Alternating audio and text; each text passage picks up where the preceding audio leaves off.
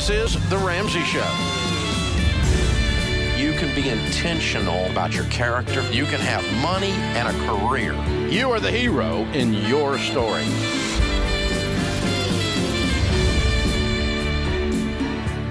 Live from the headquarters of Ramsey Solutions, broadcasting from the Dollar Car Rental Studios, it's The Ramsey Show, where debt is dumb, cash is king, and the paid-off home mortgage has taken the place of the BMW as the status symbol of choice. I'm Dave Ramsey, your host. Anthony O'Neill, #1 best-selling author and Ramsey personality, is my co-host today as we answer your questions about your life and your money. This is a show about you, and turns out you people are pretty entertaining.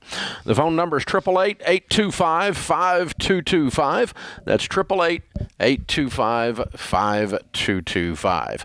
Dustin is in Dunkirk, Maryland. Hi, Dustin. Welcome to The Ramsey Show.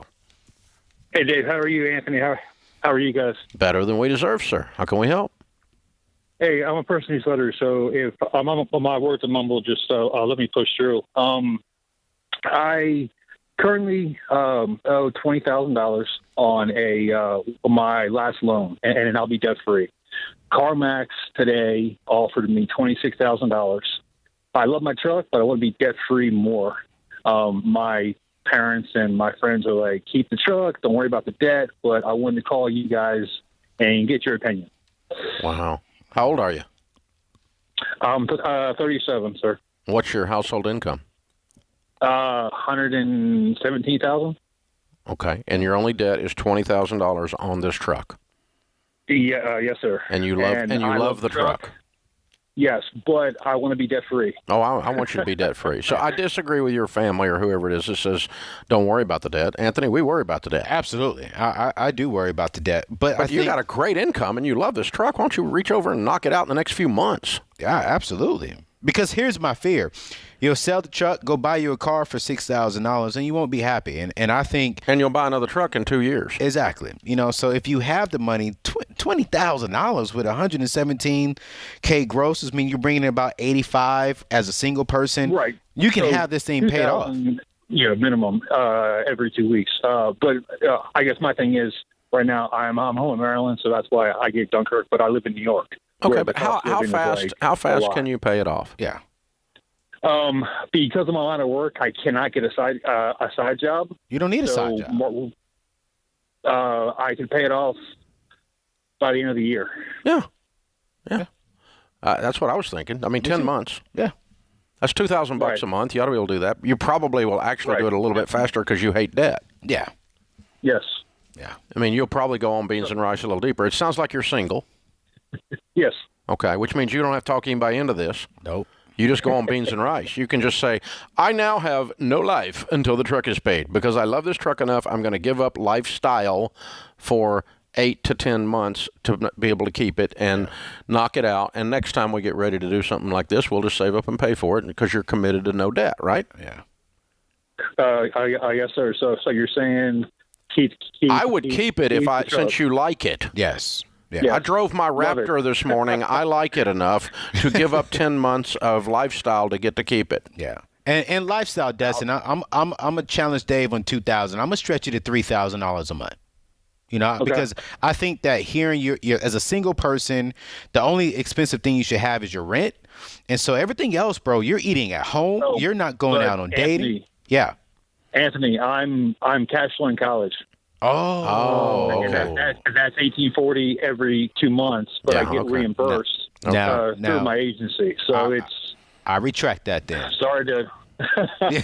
There's an added piece of mathematics. Right. Yeah. Okay, I'm with you. Yeah. So, hey, man, I'm proud of you. You're doing good stuff. If you want to sell your truck, you can. Yeah. But I think within 24 months, you'll be back into a truck very similar to that you pay cash for, and I wouldn't go through all that gyration to end up in the same place 3 years from now. Yeah, I agree. And so far, I paid all $60,000 since October 2019, and I just started back my TSP because it's been almost 2 years. You started back your TSP. Yes, sir, because it's been almost two years, and you said if you can't pay your debt off within 2 years, start it back up. Oh, 2 to 3 years. 2 to 3 years. If you're going to do this, I'd stop the TSP for 8 more months. But But I mean, it's not. You're fine. You're going to be all right. Because here's the thing about you. You've got 2 or 3 things that are going on. One is you're teachable. Mm-hmm. 2 is you've decided to not borrow money anymore. Yeah. And 3 is you're being very intentional and thoughtful about every move with money. Yes. Yeah. You're not. You're not wandering around. There's not a bunch of chaos in your life. You're not making this up as you go. You're not being impulsive. You're being very intentional. Intentionality. I mean, when we do stupid stuff, all of us, is when we're just not paying attention. Yes, absolutely. But when you are saying, I have a goal, and is this congruent with my goal? No, then I'm not doing it. When you have that boundary in your life that's not aligned to your goal and not aligned to where I want to be when I grow up, so to speak, then that gives you the ability to go kill it. Yeah, and absolutely, Dave. And here's the thing I want people to hear. Dave and I are not saying, yes, we like car payments. What we're saying is there's 2 things. One is less than 50% of his income, and he can pay it off within the next 2 years. And so because of those 2 things there, it's like, okay, you can keep it if you want to. But if he wanted to sell it, he could, but he likes the car, and he'll be right back there in 2 years. Yeah, it's not going to be a if this was going to be a 7-year thing or something, and this knocked off half of it, I would do it. Yeah. But it's you've got everything done, and I would temporarily stop your TSP again. I'd tighten that budget as tight as you can do it, and that 8 to 10 month mark by the end of the year, that's where I would be with this. So well done, sir. Yeah, very well done. Hey, let's talk about it though. He's cash flowing college. That's neat. I mean, I was like, don't drive by that. Yeah, let's not miss that one, America. Yeah. He's not making any excuses. He is being intentional. He doesn't rack up any more debt. He's ready to get out of debt. I love that, man. Keep that going. You know, there's something to that. I mean, it sounds kind of mean, and I guess it is, but the amount of whining that is going on in our culture. The wussification of America. I knew Dave. The amount of whining that people do, making excuses, and blaming some other outside force for their inability to get up off their assumptions and go do something, is astronomical. It's unprecedented, the level of whining. Yeah. Are there real barriers? You betcha. Absolutely. You betcha. Yes. Yeah. And, are there real things that are out there? Yeah. Yes. Are they keeping you from winning? Not nearly as much as your belief that you can't win. No. You know what, Dave? I say this. The greatest enemy to our success is our excuse. Yeah. That's it. It's not the government. It's not the things out there. Are there real issues out there that could prevent some moving forward? Absolutely. But the greatest enemy to Anthony O'Neal succeeding is myself and my excuses. Yeah, because I take one little possible excuse and I give it the weight of 1,000 pounds, and it was a 2-pound weight. Right. Okay, so shut up. Yeah. You know, I mean, that's what I have to tell my little drama queen self.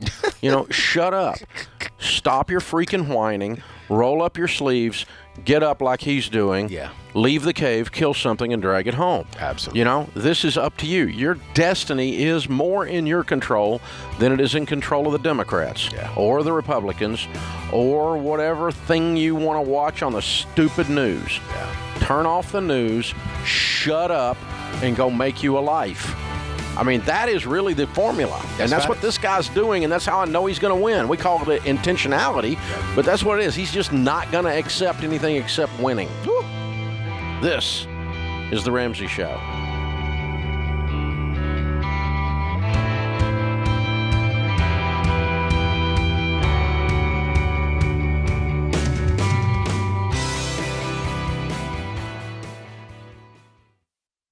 What makes our show unique is that we genuinely care about our listeners. We're intentional about choosing the best advertisers to recommend. Blinds.com is no exception. They offer high-quality window treatments at unbelievable prices, and they make it simple to shop blinds, shades, and interior shutters with easy online ordering, free shipping, and a guaranteed perfect fit. Go to Blinds.com and take advantage of this week's special savings.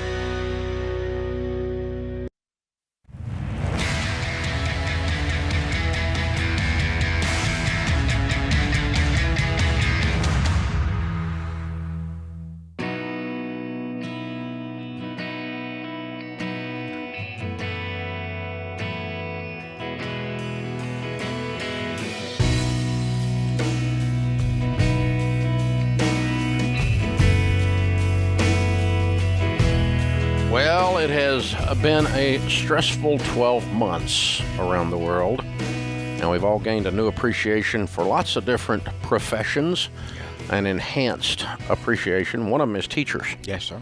And our team is celebrating them with all the hard work and dedication that they give out every day with our Teacher Appreciation Giveaway, sponsored by Mint Mobile, the affordable premium wireless provider. Now, don't miss out on a chance to win some awesome cash prizes, you teachers. Like $5,000 cash will be given to one teacher. There is no purchase necessary, of course, and if you're a teacher, go to RamseySolutions.com/teacher and enter today. If you're not a teacher, let someone that you know that is a teacher benefit from the chance to register for that. Yeah. So how many teachers can you count over the years, Anthony, that changed the trajectory of your life? I can count about 5 or 6 in K through 12. Yeah. And I can remember distinctly some of them that mailed it in. Yeah. But some of them that were complete life changers. Ray Clendenny was the one that really changed my life tremendously. Then I can count about maybe 3 or 4 of them that really played a huge role. But Miss Clendenny, Dave, she literally just set me down. She said, if you don't change your life, I'm going to have to expel you. And I said, I'm going to change. And she literally walked through that whole process with me. What were you doing? I was a knucklehead kid. I just always talked back to teachers. You had a mouth. Yes, sir. Which is very good. It pays me a lot of money today. It turned out that your greatest weakness is your greatest strength. Okay. Exactly. And But thanks to her, she harnessed that thoroughbred and you learned to run in the lane. Absolutely, Dave. She was the one who introduced me to the NFL, the National Forensics League, which was debating. Oh, she was like, since you love to argue, she said, go be a debater. Yeah, do it actually in a productive way instead of just interrupting my dadgum class. Exactly. Yeah, I wonder how many of our Ramsey personalities were the kid that interrupted the class. Because I definitely was that. I got in trouble for talking more than I did, not doing homework, more than I did anything else. Man, listen. Talking up and speaking up and running my mouth and always having an opinion, even when it was something stupid. Always cracking a joke. Yes. Trying to get the whole class to shut down laughing. Yes. I mean, I got into more. I hadn't even thought about that. Dave. And looking at you, I can completely believe you did that. Oh, Dave, all day long. I'm like, well, that makes no sense. She was like, what, excuse me? And I'm like, I'm sorry. What do you got, Tourette's? Right. And it worked, Dave, because, in debating, you're supposed to cut the other person off when you're arguing their stance. It was just, and I fell in love with it. And she literally taught me how to use my gift in the right way. Now, I wonder how many of our Ramsey personalities did forensics. I've never asked. Actually did speaking. I did the speaking stuff up through about freshman year. By the time I got up in high school, I was too cool for it. But in junior high, man, I was way into it. I loved it in high school. Wow, that was so interesting. I bet King Coleman did that. Oh, I'm sure he did it. Yeah, that would just be no way. Christy Wright probably did it too, because she loves to argue. And John Deloney got in trouble for talking, and we do know this for sure. We don't even have to ask. All the personalities. There's no question. This is funny. I can't wait. Yeah. So teachers change your life. We've established that. And we have a high school and junior high school, middle school curriculum called Foundations in Personal Finance that has been taught in 48% of the high schools in America. We've had millions and millions of students go through it over the years, and we have wonderful teachers, of course, that teach that curriculum. So as we're honoring teachers this month, we're actually pulling up some of those teachers that are life changers on the line, and Chris Rusher is one such teacher in Williamstown, West Virginia at Williamstown High School. Hey, Chris, how are you? Hey, Dave, Anthony, how are you guys? Great, man. Thank you for what you do, brother. So tell us about your school and about teaching personal finance in Foundations in Personal Finance. I'd be glad to. We're in the best school system in West Virginia in Wood County Schools, and we have the best school in Wood County Schools. And one of the mainstays of our curriculum here in business education, which is career and technical education base, is doing Foundations in Personal Finance. I've been associated with it for the last 6 years, and it is phenomenal. It changes people's lives, just like y'all were just talking about, and it's critical. It's critical that we get young people engaged in things that are actually going to matter in their lives. We need to get them at this age started on the right path so that they can take control of their financial futures. They can invest, they can build wealth and give, they can be ready for the future so that they can go make an impact. It's just a critical thing. And fortunately here at Williamstown High School, we're able to do this curriculum, and my students, I'll put them up against anybody. That's cool. So is this sounded like you may have a group of kids that are preparing for VOTEC as well. Well, you can. CTE is career tech education, and there's a whole world of it. You'd have, construction, agriculture, auto mechanics, nursing. You can have all of those things combined, and you can do the business curriculum in a tech center, which we have here, which is phenomenal as well. And then at the high school, where you have a lot of kids that don't go to VOTEC, and so we have a whole business program. And one of the principal foundations is personal finance. Wow. We want kids in there in 9th or 10th grade. So in either case, whether they're heading to a four-year school or heading into a VOTEC, they're getting the personal finance foundation laid under them, which is just amazing. Very cool. So, Chris, let me ask you this question. What is one thing that you're seeing that's resonating well with your students when you're teaching this curriculum? Well, I know we got to be brief on the program, but the resonating factor, the number one thing is the reality of the condition of life and society hits them really hard when they start looking at personal finance. Yeah. One of the keys that we do is we don't powder, sugarcoat things, and we don't give them the mamby-pamby jackwagon excuse train. We tell them, look, in real life, you've got to perform. And if you don't perform, it's you on the line. Mm-hmm. You are your own business. And I have 4 rules in my class. One is to make an impact. And if they're going to make an impact in their family, communities, churches, schools, in the society in general, you've got to be solid financially to do that. Yeah. You might want to donate $20 million to your favorite charity, but you can't if you're not making a profit. Come on. And if you're not managing the money. We also talk about deadlines, and we talk about expectations in the workplace. Here's the reality, guys, and you guys know this, but the reality is this. Unless you want to achieve the greatness of living in your folks' basement for the rest of your life, you've got to do something amazing, and you've got to take life and take charge of it. And if you start at the high school age, the biggest impact is this. They don't need to make the financial mistakes that I made until I got smart in my 30s, and still I started listening to, Dave Ramsey, till we made a difference in our lives. I'll just throw in real quick, my wife and I just paid cash for our new home this summer. Yeah, wow. Hey! Wow. I want this guy teaching my grandkids, right. I'm just saying. No jackwagon excuses. I love it. Oh, man. Right.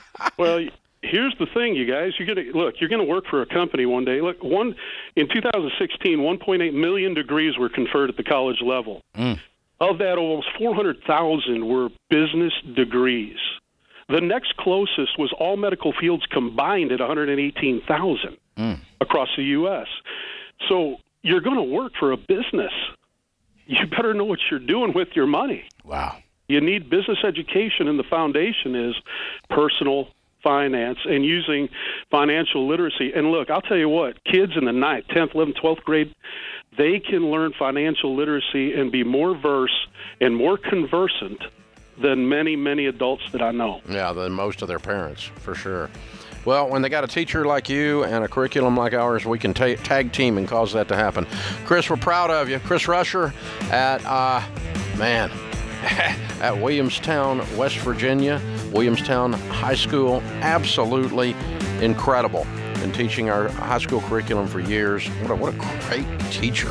Man, having a guy like that at the front of the classroom, that's studly right there. Very fun.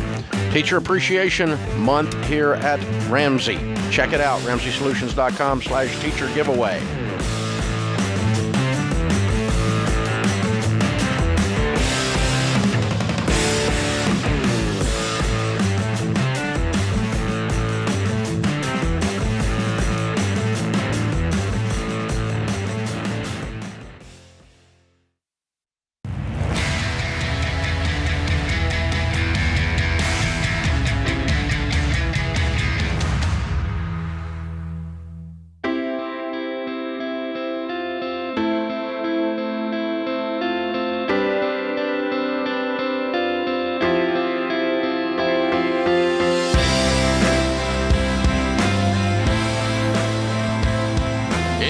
hubby of Ramsey Solutions on the debt-free stage. David and Becky are with us. Hey, guys, how are you? Hi. Good. How are you? Good. It's real easy to read your shirts. We're debt-free.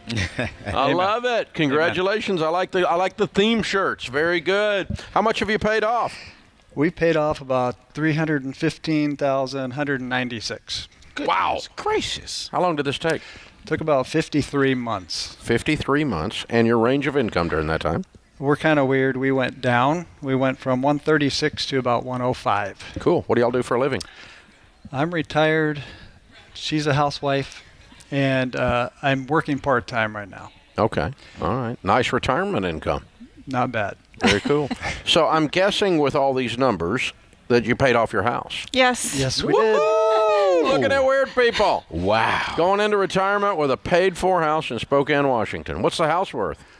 It keeps going up fast. It's like worth 7, did you say last It's worth time? about 7 Yeah. or so on Zillow. And we actually live in Athol, Idaho. Idaho. Okay. Just over the line. Okay. Just over the line. Yeah. All right. Very cool. Well, that's beautiful. Wonderful. So tell us your story. What happened 53 months ago that put you on this journey? Well, a lot of it has to do with our daughter. She was in the hospital. We were living in LA at the time, or Orange County in California, and she was just not doing well. She was in life support. Yeah. Ooh. Yeah. So before that happened, we were looking to get out of California and move. So we found Idaho, and we had a house that we bought out there. And at that time, she wasn't in the hospital. Now she was after we bought the house. And Well, actually, she went from the hospital bed. He picked her up to Idaho. We just drove her from the hospital because they kept her there for a few months. Wow. How old? she was about 24. Yeah, Wow. she's What happened to her? 27 now.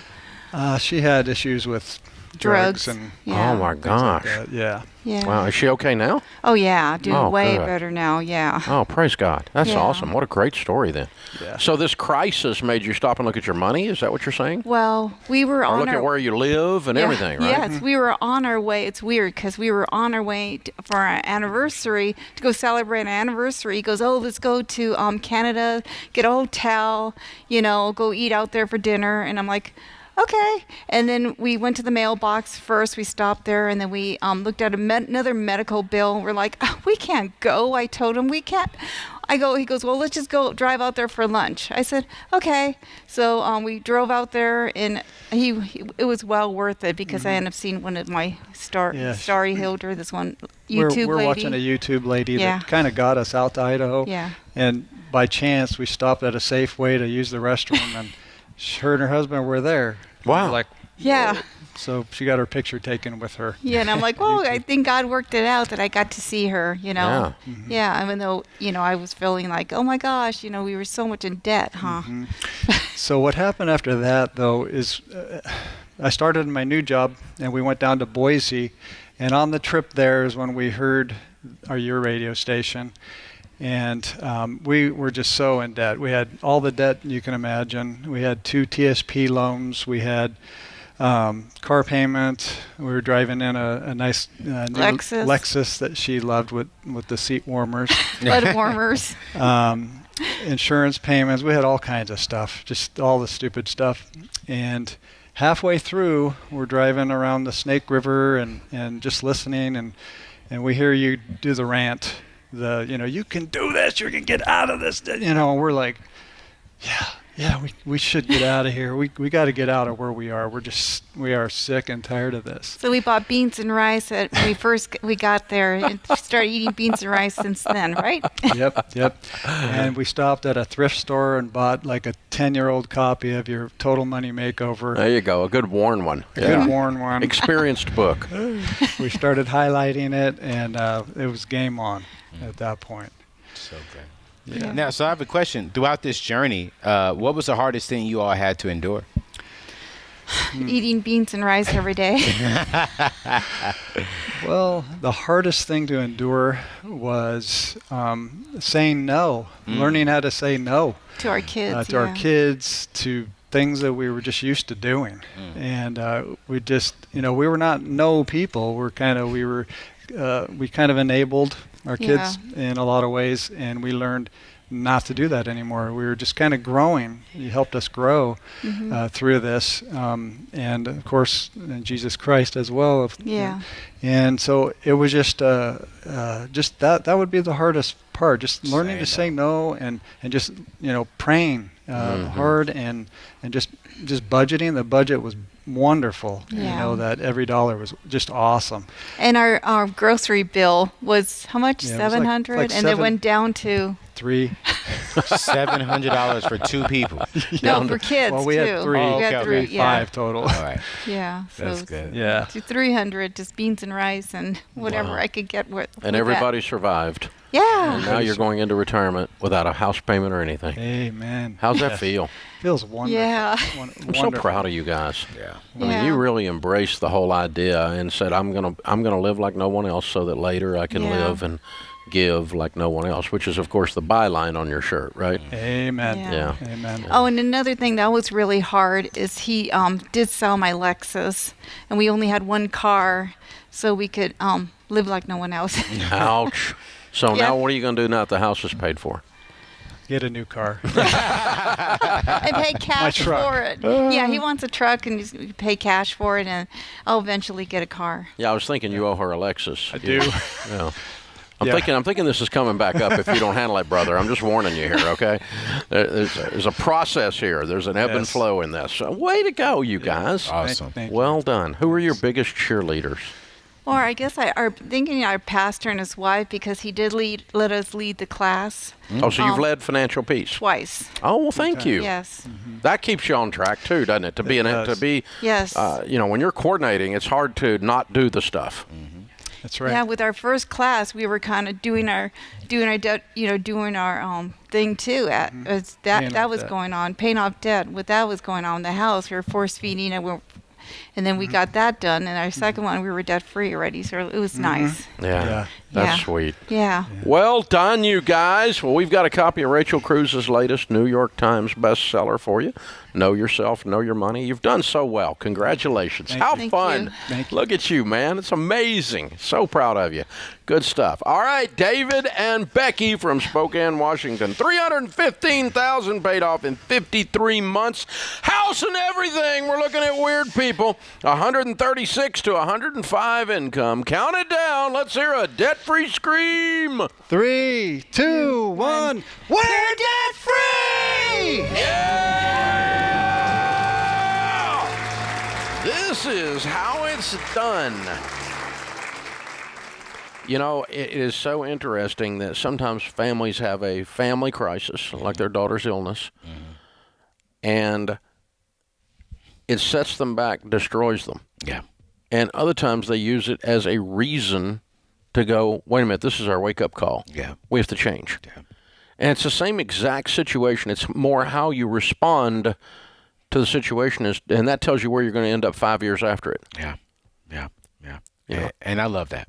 Hearing their story, they used something that was painful and actually turned it into something that was the fire behind them to changing their life, and not just their life, but their future children's and great-grandchildren's lives as well. Yeah. And that, I think, for me, that's so exciting just to hear that. Because some people would use that as an excuse, Dave. Yeah. And said, no, we can't do it. We need to focus on that. And it was like, hey, we're going to focus on this and change. Yeah, this is the No Excuses theme hour. Yes, sir. I like it. Well done. Good stuff. Good stuff. This is The Ramsey Show.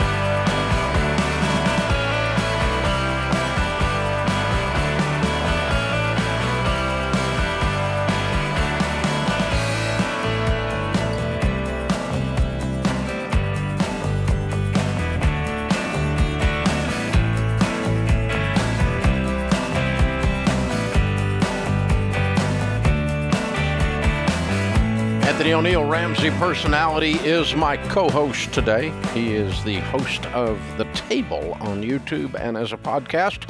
You need to check it out both ways. Lots of fun and very profitable discussions happen around that table. Be sure and check it out. The Table as a podcast or YouTube. Subscribe, and you'll be glad you did. And, of course, #1 best-selling author of the book Debt Free Degree. Barbara is with us in Newark, Delaware. Hi, Barbara. Welcome to the Ramsey Show. Hi, Dave. Thanks for taking my call. Sure. What's up? Well, I retire in May after 21 years of nursing. Wow. And I wanted to know whether I should be paying off my house with some of my 401 or whether I should keep paying it monthly. Mm-hmm. So how old are you? I know you like to pay off houses. How old are you? 66 and a half. What, say again? 66. 66. And how much is in your 401k? I have two. We switched. So I have 292 in one of them and 698 in the other. Wow, look at you, a millionaire nurse. Mm-hmm.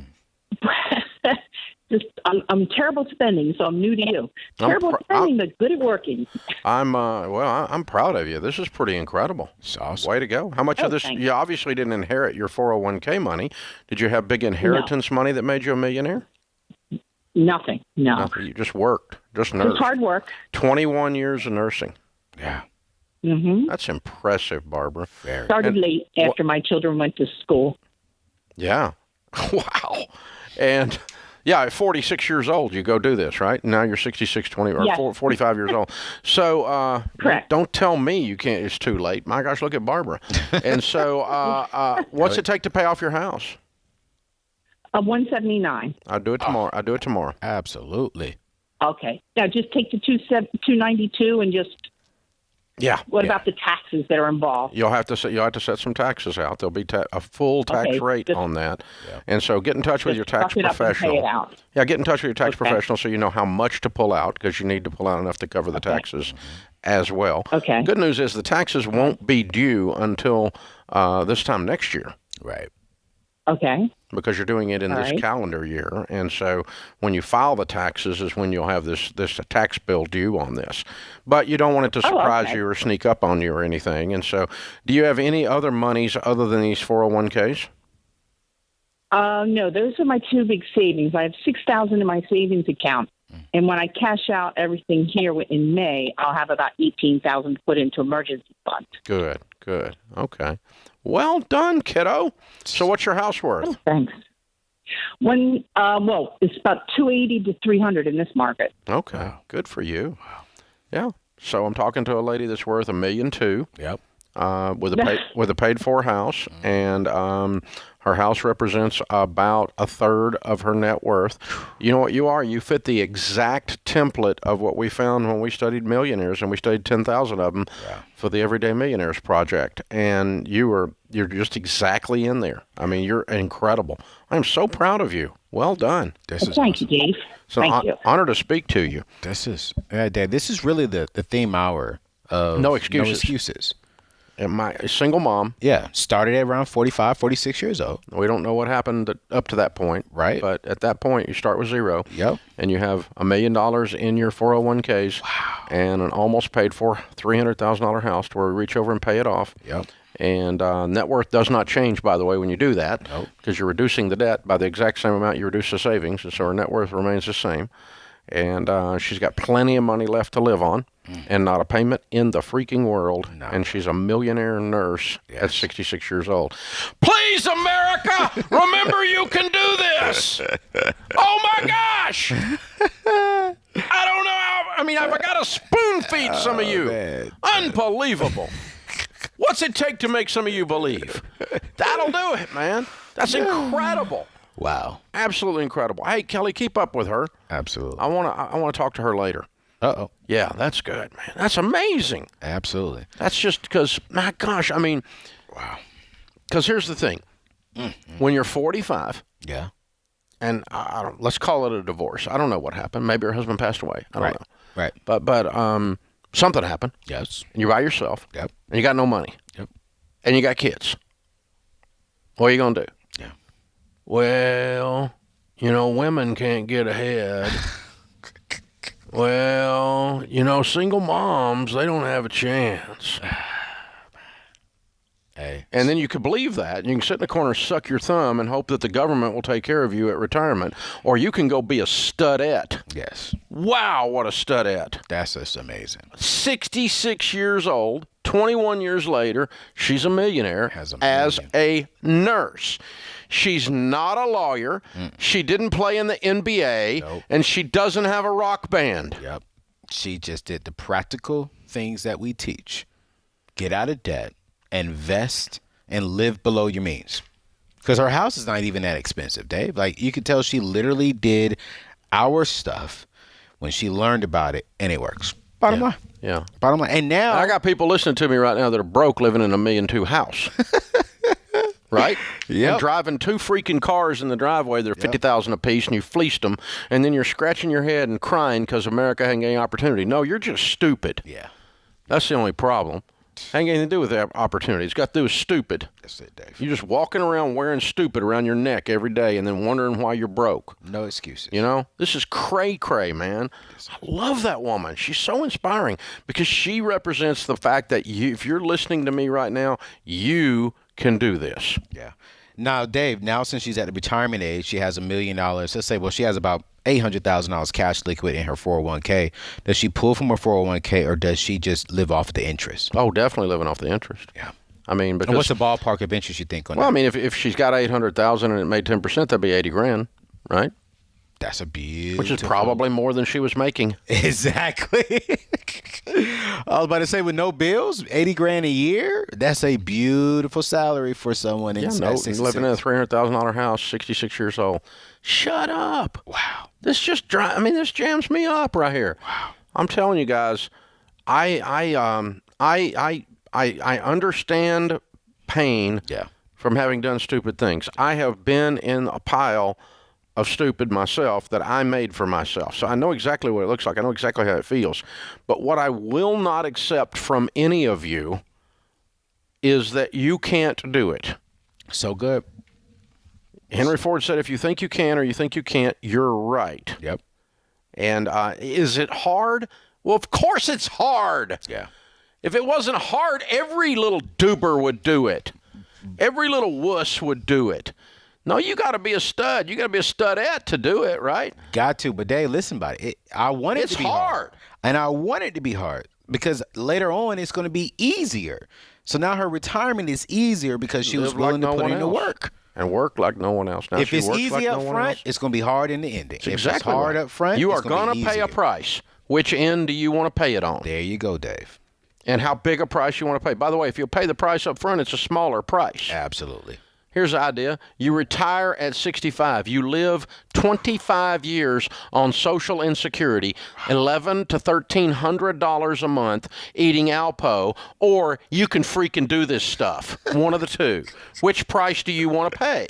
You mean not go on vacation?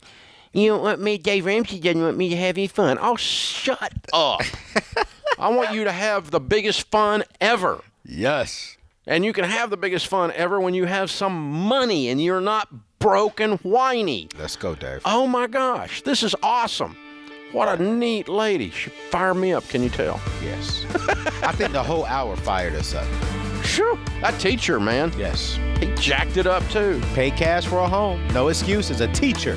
Pay cash for a home. Yeah. Love this. Good hour. Anthony O'Neill, Ramsey personality. James Childs is the producer. Kelly Daniel is our associate producer and phone screener. I'm Dave Ramsey. I cause trouble.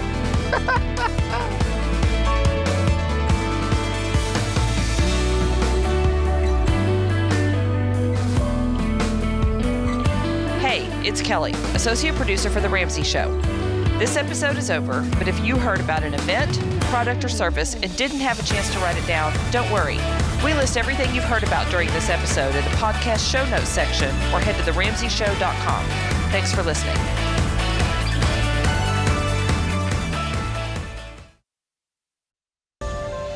This is The Ramsey Show. You can be intentional about your character. You can have money and a career. You are the hero in your story.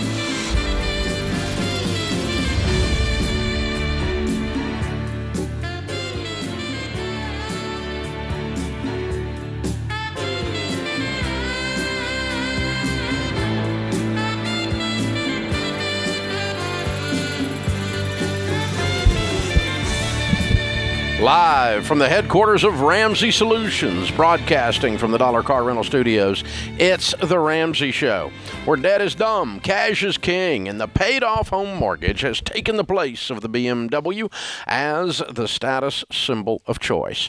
I'm Dave Ramsey, your host. Anthony O'Neill, Ramsey personality, #1 best-selling author, is my co-host today as we talk to you about your life and your money. It is a free call. Some say the advice is worth exactly what you pay for it. The phone number is 888-825-5225. That's 888-825-5225. Travis is in Jacksonville, Florida, to start this hour off. What's up with you, Travis? Hey, Dave and Anthony. Pleasure to speak with you guys. You too. How can we help? I've been listening to you for about a month now, and I feel like I have a decision to make. Currently, the only debt I have is on my truck. I owe about $20,000 on it, and I've got $20,000 sitting in a CD that I moved out of my Roth a couple years ago. Kind of a dumb decision. I realize that now, but it wasn't making anything at the time with the credit union that I'm at, and so I have another $20,000 in my savings, so I have my 3 to 6 months emergency fund saved up. And your truck's your only debt. My question is, yeah. So I guess my question is, it's only been in the CD for 2 years. Should I go ahead and pull it out of there and just pay the truck off? Well, it's not in a Roth IRA today. It's just in a CD, and you've already paid whatever penalty or taxes you had to pay, right? It was moved from a Roth IRA to a Roth CD. Oh, it is a Roth still? Yes. Well, it's still a Roth IRA then. It's just a CD in the Roth IRA. Is that what you're saying? Yeah, I guess so. Okay. Well, it matters to give you the correct answer, okay? If you simply cashed it out and put it into a CD and it's no longer in a Roth IRA, then I would use the money and pay off the truck. But if it is in a Roth IRA, I'm not moving it out. I'm going to move it out of that credit union with a SmartVestor Pro into some mutual funds in a Roth and do a rollover. So you need to figure out what it really is. Okay. How old are you? I'm 28. Okay, and you're single, I take it? I'm engaged. Good for you. When are you getting married? We don't have a date yet, but probably within the next year. Good for you. And what do you make? I'm on track to make 84 this year. Ooh, okay. I love it. So what are you seeing? I'm seeing the same thing as you, Dave, too. I'm curious, though, Travis, I want to focus on what are you going to do moving forward, with your money, because you're going to do that there. But what are you doing forward with your money as far as to set you up to win long term?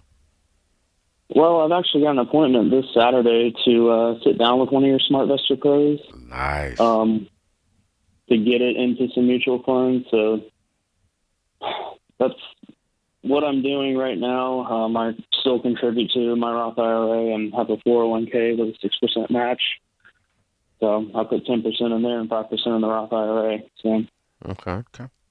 Well, I'm going to put you on if you're going to follow our stuff, and you said you've just been watching us for a few weeks, if you're starting to believe that what we teach you will cause you to be wealthy the quickest and easiest, although there is no quick and easy, but this is the shortest distance between 2 points. If you're starting to believe that, the way you would apply the baby steps to your situation would be one of two ways. Way number one, this CD is not a Roth when you get into it and you just discover I cashed out my Roth a while back and it's just sitting there in a CD. Yeah. If that's the case, I use that money today and pay off the truck, or after Saturday. You can take that paperwork into your SmartVestor Pro. They can tell you what you've got. You pay off the truck with that money. Yep. If it is a Roth, then you're going to roll it to mutual funds in a Roth with the SmartVestor Pro, and you're going to take the money, the other pile of money, and pay off the truck. Yeah. And then you're going to rebuild your emergency fund with no payments and with your income. Okay. That one's uncomfortable. That makes sense. But that's following the baby steps exactly. You'd leave $1,000 in the bank and you pay off your truck as soon as possible, or you sell the truck, one of the two. But I think you keep the truck in your situation. Yeah. It's not an unreasonable truck. You can do this, and you can rebuild your emergency fund in 2 months, 3 months. Because you don't have a truck payment anymore. Right now, you got a $600 truck payment. Yeah. And to make sure. But yeah. And Travis, this is the only debt you have, correct? No credit cards, nothing else. No student loans? Nope.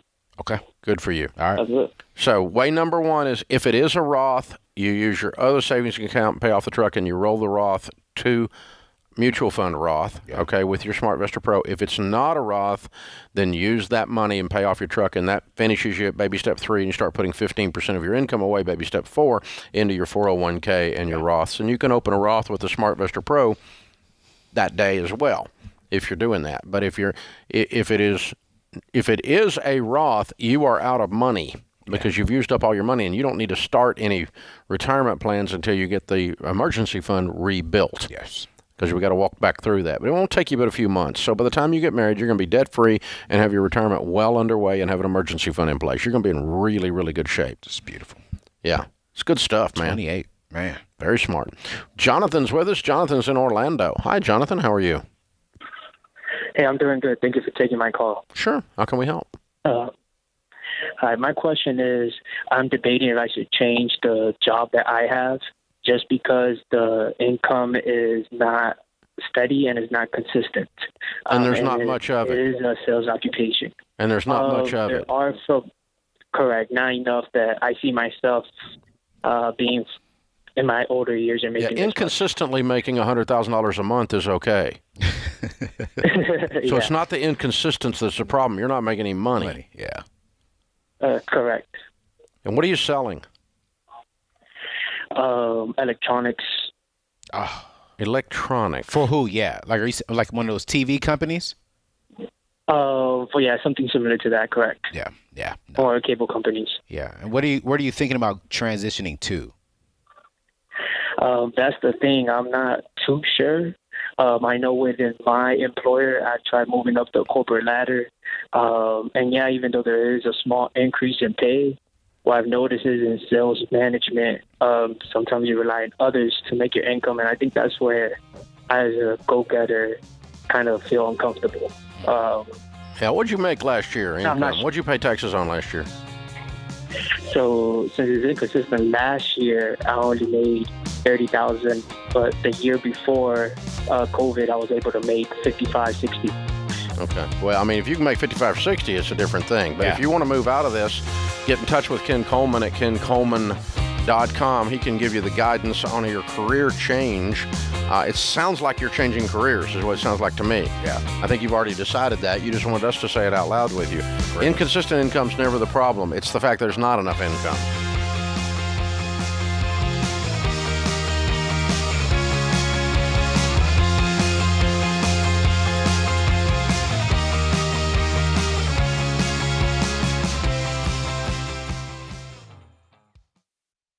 We were drawn to Christian Healthcare Ministries because we both had young families and we wanted to have more children.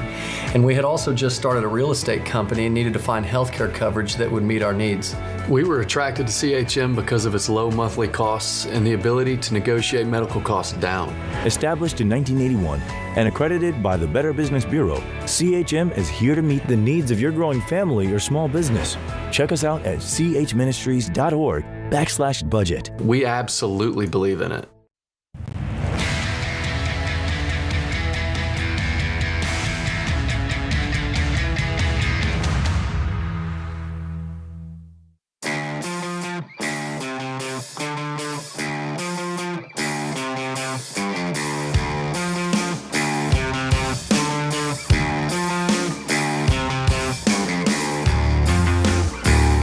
O'Neill Ramsey personality, #1 best-selling author of the book Debt-Free Degree, is my co-host today. Today's question comes from Blinds.com. Find out for yourself why Blinds.com is the #1 online retailer of custom window coverings. You get free samples, free shipping, and new promos all the time. Always use the magic word, the promo code Ramsey. Today's question, Dave, comes from Sarah in Wisconsin. She says, my daughter is a high school honor student and is very ambitious. She has $20,000 in mutual funds and $23,000 in savings. Wow. Should we open an IRA for her with the $23,000? We already have $16,000 set aside for college. Dave, in Wisconsin, the average cost of college out there I saw was about in between $10,000 and $13,000 a year. Tuition alone. So that means she's going to need about $40,000 to go off to college. And that's not counting room and board. Exactly. So my advice would be neither. Save all of that money for college. Agreed. So this way, she can get through college without racking up debt. And then once she graduates college and with no debt, gets a job, then yes, let's go ahead and fully fund the emergency fund and start investing it. Yeah, so let's pan back just a second. We have an honor student. Yes. That somehow has $20,000 in mutual funds. Wow. Somehow has $23,000 in savings. Yes. What we have here is a kid that has amazing potential. Absolutely. This kid's not a loser. Yeah. This kid's going places. And this kid may get some scholarships. And this kid is the best possible investment of that money. Yes. This kid, if you invest it into the kid, into their education, into a usable degree field, a degree field where you get a job, not left-handed puppetry, not some kind of stupid but, crazy nuanced degree, but something where there's actually use in the marketplace for the knowledge with this amazing young woman, then the money that she will make extra because of that education and because of that education being debt-free is much greater than the money she would make on that Roth IRA and a mutual fund. You said it well, Dave. So what's a better investment? The kid. Yes. Because this is a kid worth investing. Yes. Into herself. Yeah. You investing into her, and because her future is freaking bright. Absolutely. And so just give her some guidance on going to a college you pay cash for. Give her some or that she gets scholarships and gets to go free to. I don't care where it is. Where's the cheapest place to go to school within reason that you can pay for? Yep. Now, this kid may be able to go to an expensive school and they give it to her. Absolutely. That's possible. Very possible. And still, you're going to need another $30,000 to get through 4 years of just miscellaneous crap. Yeah. Books, travel, or, whatever. Housing. Food. I don't know what it is. Absolutely. You're going to be into something. So you're going to need this money. Yeah. Even if she gets a free ride to muckety-muck school. Yes. Or she just goes to state school and pays state tuition. Either one. Yeah. Now, we can add to that if you want to lower the cost of education. Let's start taking college equivalents in those AP classes and knock out. We talked to one the other day. I don't remember if it was you and me or Ken and me, but that the kid was out of school in 2.5 years because they took college equivalents in high school. That's golden. I would hope that this smart young honor student, she's doing that because she could actually go into school. And I talk about this in debt-free degree. She can go into her college experience as a rising sophomore. Yeah. And then that saves you, right there. 1/4 of it. Exactly. Of whatever it is. Whatever it is. Yeah. And you already have $60,000 with the 20, 23, and the 16K. Now, what's the worst case scenario? Money-wise, mathematics-wise, to this woman's point. The worst-case scenario is you don't need hardly any of this money, and she gets out of school 4 years from now, 3 years from now, with $40,000 in the bank, and it's made no money for 4 years or 3 years. And now you invest it. That's the worst case scenario. Lose? But that's not a bad thing. What'd you lose? You lost the potential income on a mutual fund for 3 or 4 years while you did the right thing, and then that's invest in this Studley kid. Yeah. This kid's amazing. Absolutely. So this is the kind of stuff Anthony talks about all the time on the table, and he also talks about it in debt-free degree. Yeah. You can go to college debt-free. Just because the stupid government, which can't balance its own books, suggests student loans and won't stop this epic disaster called the student loan program that is screwing up people's lives all over America, just because it's normal out there to get a student loan in a world that's broke where normal sucks, doesn't mean your kid has to get a student loan. Maybe your kid has some sense because mom and daddy grew a brain. Right. And had a little backbone. Yeah. And tells the kid how things are going to be. Because after all, it's a kid. They're not grown-ups yet. And they're not mature enough to make that decision on their own. Yeah, a guy called me up, and he's like from Michigan and says, I've saved $80,000, but what am I going to do? My kid told me they're going to go to a more expensive school. And I said, well, see, that you ruined that whole thing back at 6 years old, because at 6 years old is when my kid figured out they don't tell me stuff, I tell them stuff. Exactly. So then we get control of who are they freaking inmates running the asylum or not. Yeah. That's what we're doing there. Oh, changing subjects. A few weeks ago, the IRS announced that it's pushing the federal tax deadline back. Everyone in the U.S. is now automatically gets an extra month to file, with the date moved from April 15th to May 17th, and that's for federal returns, folks, not estimated quarterly payments, and not necessarily in your state. If you have state income tax due, it'll depend on your state. Why did it get pushed back? Well, the pandemic is still affecting things, and when you throw in the very recent tax changes, April 15th deadline was looking like a lot of trouble for a lot of people. With the change to May 17th, you've got an extra month to not just file, but also to pay your tax bill. If you're in Texas, Oklahoma, or Louisiana, your tax date from the IRS is still June 15th because of the storms that hit you. So what does all this mean? Well, it means you have extra time, most of you do, to file most of your taxes. But if you can file now, especially if you're due for a refund, you should do it immediately. And that advice comes from the IRS, which doesn't matter. We don't take advice from the IRS. If you need help filing either online or with a trusted tax advisor, Ramsey can hook you up. Text TAX to 33789. Get it done. Text TAX to 33789. Andrew is in Boston. Hey, Andrew, welcome to the Ramsey Show. Hey, thanks for having me on. Sure. What's up? So I'm 24 years old. I'm engaged, and I'm about to marry somebody with $220,000 in student debt. Hee-haw. Is she a doctor or lawyer? No, she's going to be a doctor of veterinary medicine. Okay, good. Okay, all right. Yep. So I'm saving up enough money and plan to have enough cash by the time she's done with school to be able to pay off that debt in cash. Wow, what are you doing? Yeah. I'm a chemical engineer. Okay, what are you making? I make about $135 a year. Wow, and when do y'all get married? We are getting married in 2 months. And when does she graduate? She graduates 3 years from now. So just to give you a breakdown on the debt, she has 60 from undergrad. She's 1 year in, so she has 40 from that. And then each 3 years is accumulating another 40. So okay, are you going to cash flow hers from this point forward? That's my question. I'm not sure because... Yeah, I would do that. I would do that before I paid on the existing debt. Yeah. You got a good income and a good plan and a good head on your shoulders. One thing about chemical engineering, they taught you math, right?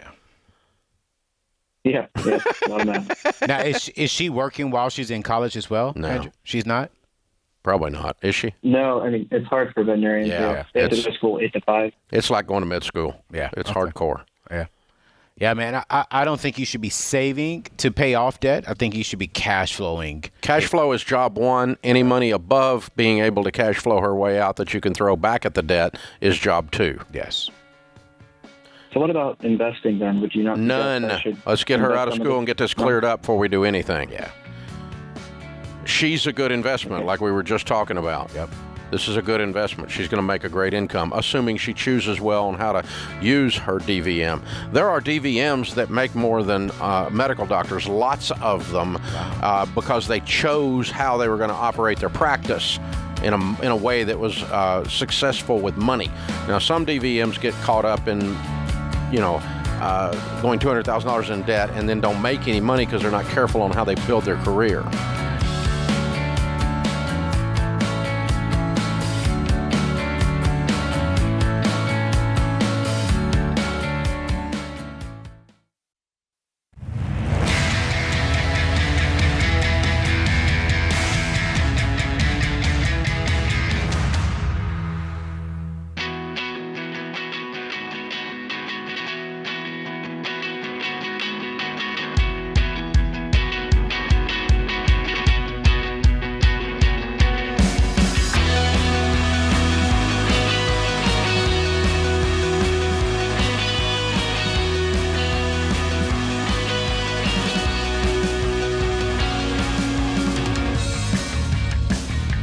Anthony O'Neill, Ramsey Personality, is my co-host today as we talk to you about your life and your money. It's a free call at 888-825-5225. Joe is in Austin, Texas. Hi, Joe. Welcome to the Ramsey Show. Hello, sir. Long-time listener. You too. I love your ministry, and I love what you and your disciples do. Thank you, sir. I really do. I would not be where I'm at today if it was not you. Well, I'm proud of you. And I mean that. I just a quick question. I'll get right to it, sir. I've been in the TSP funds now for over 20 years, and I'm in the CSI funds, as you recommend. Yes, sir. But I'm wondering, when I get ready to retire, sir, do I just keep it like that, or do I shift the funds? I would roll it out to an IRA in good mutual funds, because you can find mutual funds that will outperform that mix in the TSP. Okay. So get with a SmartVestor Pro and do an IRA rollover into an IRA and pick out some mutual funds that you want it spread into. How much have you got in the TSP? I'll have about 600,000. Way to go, Joe! Yeah, baby! Wow. Wow. I love it. How old are you? Right now I'm 58, sir. 58 years old, and you got $600,000. So, and is your house paid off? No, it's not, sir. Almost. No, yes. Well, I'm selling my house, sir, and I'm buying a new one, and I got it. I'm purchasing this house at the perfect time. I purchased it at the low end, and I'm going to be selling my house at the higher end. So I'm going to be throwing 50% down. The property is going to cost me about $400,000, and I'm throwing $200,000 down on it on a 15-year mortgage. Yeah, so you're almost a millionaire already. Because of you and your team. I didn't give you any money. You did it. Well, the advice you gave me, and I never make any big decisions without check. I listen to you every morning. I don't make any big decisions without trying to reach the show or research it first. Wow. Well, I'm honored. I'm so proud of you, Joe. Yeah, Joe. Very, very well done. Yeah, so you retire from the federal government, and you have the Thrift Savings Plan, the TSP. You had it invested properly in that. But the C plan is the common stock index plan, and it's pretty much like an S&P 500 index. And the I is the international, and the S is the small company. You can sit down with a SmartVestor Pro and find a better mix of mutual funds that will outperform those three indexes. Not by a ton, but by enough that it's worth doing. And also that way you've got it under your thumb to manage it all these years in retirement, because you're only 58. I mean, you're going to be managing this for 30 years. At least, right? I mean, to 88, right? So, you got a lot of years to make this money perform, make it do what it's supposed to do. I love it. So, very good job. And by the way, Anthony, that's just a reminder. Anytime you leave, whether it's retirement or otherwise, you always take your 401k with you, your retirement plan with you in the form of an IRA rollover. And the reason is, number one, you've got better control. Yeah. And you're watching it more closely. Number two, you've got a lot more options. There's 8,000 mutual funds to choose from to put your IRA into. And most for like 401ks, Dave, I think it's right around only like 4 or 5 options, right? Maximum of maybe 12 or something like that. I think we got 10 or 12 here. Yeah. And we've got really good options here. And you're not going to, if I were to retire, which I'm not ever going to, I'm just going to die. But if I were to retire, I would roll it to an IRA. But I don't think I would get substantially better options than the 401k options I picked for my 401k plan here at Ramsey. I picked them out. Right. So me and the SmartVestor Pro, right. We designed this plan because I'm no good mutual fund. So, so I'm not going to outperform this 401k substantially, but most of the time you could. Yeah. That's simple. I love it. Julio is with us in Phoenix. I'm sorry. Hi, Julio. How are you? How you doing, Mr. Ramsey? Better than I deserve. What's up in your world? So I have a couple questions for you. I'm selling my current house, and want to take the equity from this house to put down the down payment on the other house that I'm going to buy to live in. My question is, how much of the equity should I put down? All of it, unless you have debt. Do you have debt? By the time I finish the sale and purchase of the house, I should be out of debt. Good. Yeah. So do you need the money for anything other than buying a house? I don't have any money on retirement, so I was wondering if it's wise to save some aside for retirement and put the rest on the house. No, I would just start putting money into your retirement. 15% of your income going into retirement after you're out of debt, and have your emergency fund in place. Here's the thing. Having money going into a 401k and having a paid-for house are the two elements we most often find in our data points of people who become millionaires. And so your highest probability chance of becoming a millionaire is paying off your house and building money in your 401k and your Roth IRAs, right? So if one of the goals is paying off the house, then putting as much down on the house as possible, it gets you closer to having a paid-for house. Yeah. Okay. Now, let me ask you this, Julio, too. One of the key things we talk about is having an emergency fund. Outside of your equity, do you have anything sitting inside of a savings account for emergencies? No, not right now. That's what I was thinking. Maybe I should take some of the equity. And you probably should do that. Yeah, you should do that. Because I don't want you moving into a house broke. Yeah, there you go. Right. Yeah. But no, I would not use it for retirement, and no, I would not use it to buy a car, and no, I would not use it to go on vacation. I would use it to get out of debt on your house as fast as possible. Yes. So other than the emergency fund, I would throw it all at the house. That's a good catch, Anthony. Yeah. Good job there. Open phones at 888-825-5225. Alyssa is in Cincinnati. Hey, Alyssa, welcome to the Ramsey Show. Thanks for having me. Sure. How can we help? My husband and I, he's sitting right here with me. So we are on baby step 2. We have we're 25. I say we because we're married now. We got married 2 months ago. So congratulations. Thank you. So we have about $30,000 in the bank. The only debt that we have is my student loans. I'm a nurse. He's a firefighter. So we have $32,000 from my student loans, and then his paramedic school he just started about a month ago. By the end of it, it's only a year. It's about $8,000. So there's that. So he used to drive a Ford F-150. We sold that, thanks to your plan.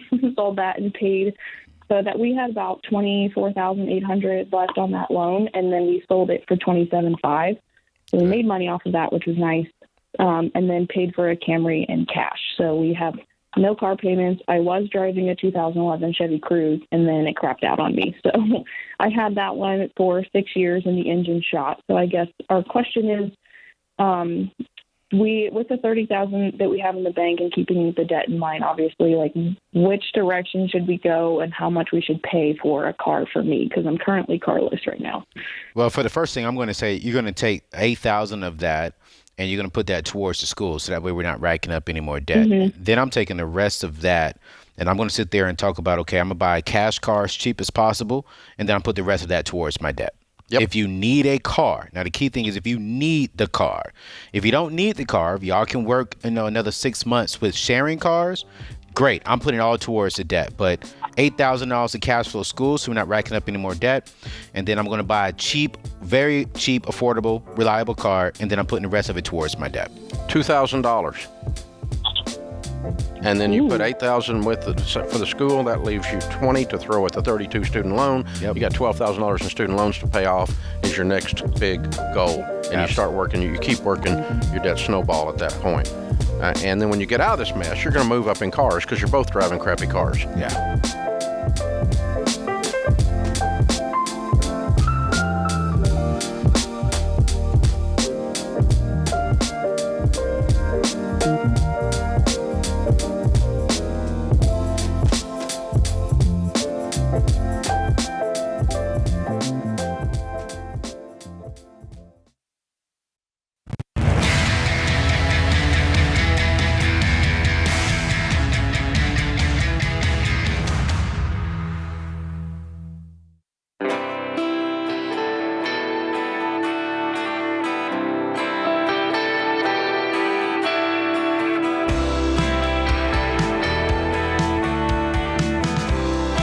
Daniel Ramsey personality is my co-host today.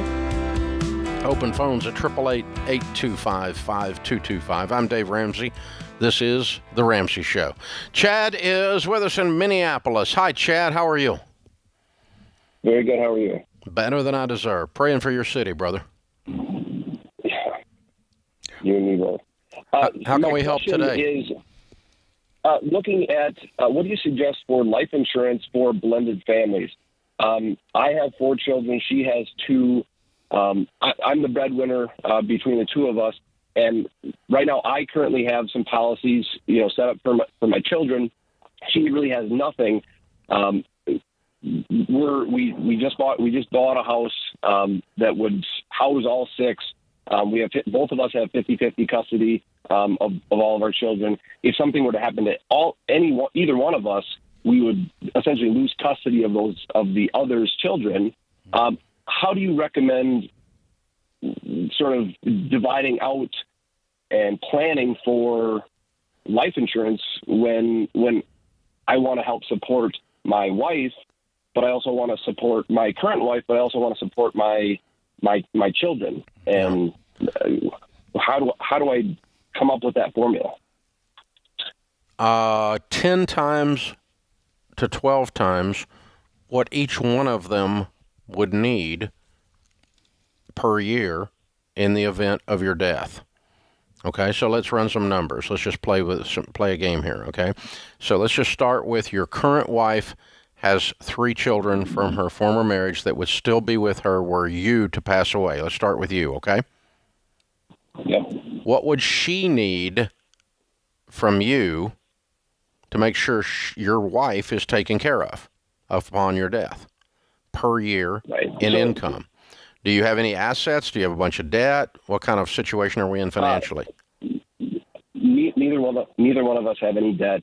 We have equity in our homes. I make 120. She makes 40.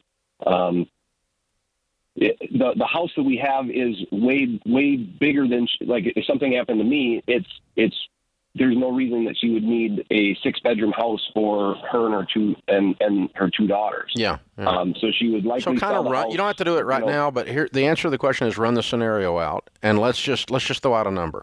Okay, let's say that you wanted to make sure, in addition to her 40, that she had another $60,000 a year coming in. Mm-hmm.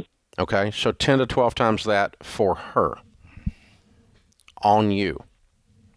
Okay. Right. And so, that sounds a lot like $750,000. I'm making these numbers up. It might not be that, but I'm teaching you how to do the formula, okay? Then on your kids, they're going to your ex-wife, but you want to make sure that they're okay, and you would cover the equivalent of child support plus some, probably plus college and cars. Right. Right? And so 3 kids through college, 3 kids, you said there's 3, right? No, I've got 4. 4, okay. How old are they?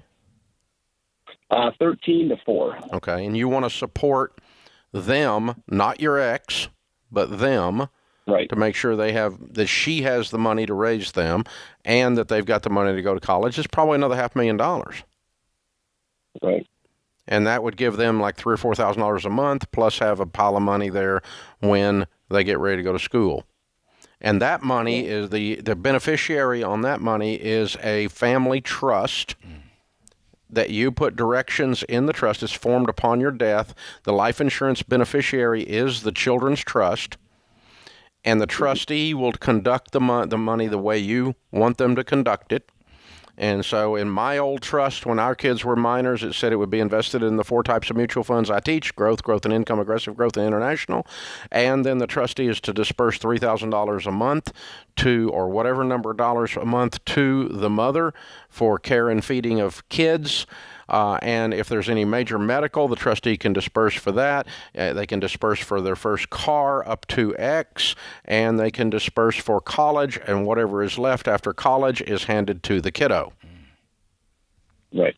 Ex-wife has no money access. Trustee of the trust is not kin to ex-wife.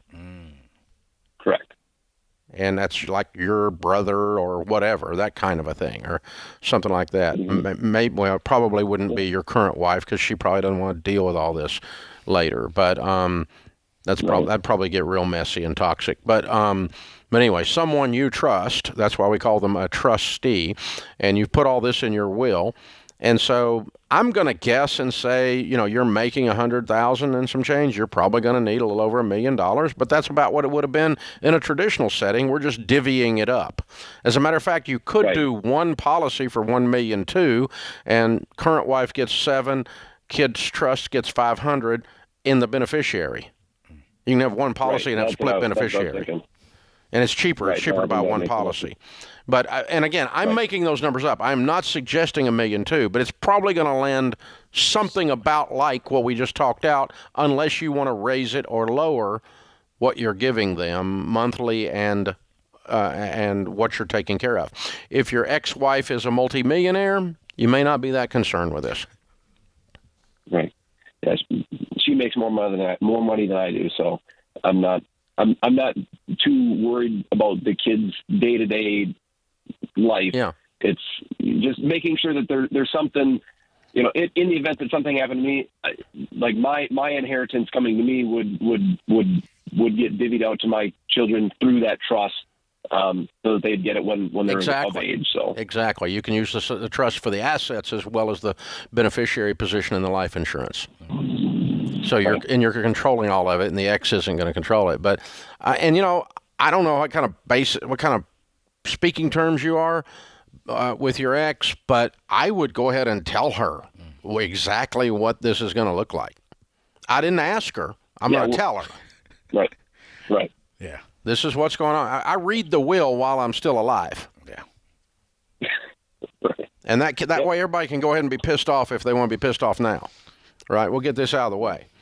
And there's Dave really meant, no, Dave's going to tell you what he meant. We're going to go ahead and do that now. And that just gets rid of the movie scene from the bad movie with the crazy stepchildren or whatever, all this stuff in these movie scenes on the will. And so you get a will and you get life insurance, and that's a great guy preparing for his wife and his children. Yeah, absolutely. Dave, let me ask you another question. I'm seeing that a lot of families now, well, not a lot. I've had quite a few people ask me, hey, how much life insurance should I take out on my 100% healthy child? None. That's what I was thinking. I just want to make sure I'm saying the right thing, America. No. Thank you. Well, I mean, the only exception would be if you're completely broke and you have no emergency fund. Okay. You can get a child rider on your current policy that's about $10,000 or $15,000 for like $50 a year. Okay. It's an attachment to your existing policy. Yeah. And what that would cover would be burying your kid if something happened to them, God forbid. Right. Because you don't have the money for a burial. Yeah. But if you've got $25,000 in your emergency fund and you're debt-free, you would, God help you, pay that out of your own pocket. Right. And through your tears, obviously. It was a horrible thing to experience. But children are not creating an income that has to be replaced. Yeah. Now, if your child is doing diaper commercials and making $100,000 a year, we might talk about it. But otherwise, they ain't working. Right. And so we don't need to replace their income. And 99% of child life insurance is crap whole life investing for college stuff, and it's trash. I agree. Just wanted to make sure I asked the question, America. Yeah. So here's the thing.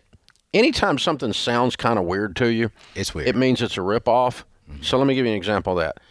Gerber makes baby food. Don't buy life insurance from Gerber. That just sounds stupid when you say it out loud. It really does. And they sell whole life insurance. Wait, what? They do. You can buy a Gerber life insurance policy on your little baby and get screwed. I mean, they just will rip you off. It's unbelievable. So if your life insurance came from a baby food company, you might have got screwed. Really. I mean, how hard is this to figure out? Wow. There you go. Wow. Just a thought from old Dave today. Here we go. That puts this hour of The Ramsey Show in the books.